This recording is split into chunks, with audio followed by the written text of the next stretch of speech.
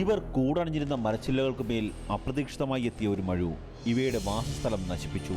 ഒപ്പമുണ്ടായിരുന്ന കൂട്ടുകാരെ എന്നേക്കുമായി ഇല്ലാതാക്കി. ഇത് ആലപ്പുഴ സൗത്ത് പോലീസ് സ്റ്റേഷന് മുന്നിലെ കനാൽ തീരത്തു നിന്നുള്ള ദൃശ്യങ്ങൾ. പോലീസ് സ്റ്റേഷൻ സമീപത്തെ മരച്ചില്ലയിൽ നീർക്കാക്കകൾ, കൊക്കുകൾ ഉൾപ്പെടെ നൂറുകണക്കിന് പക്ഷികളാണ് കൂടണഞ്ഞിരുന്നത്. മരച്ചില്ലകൾ മുറിച്ചപ്പോൾ വംശനാശ ഭീഷണി നേരിടുന്ന പക്ഷികൾ ഉൾപ്പെടെ റോഡിലേക്ക് പതിച്ചു. പലതും മരത്തിനടിയിൽപ്പെട്ട് ചതഞ്ഞെറിഞ്ഞു.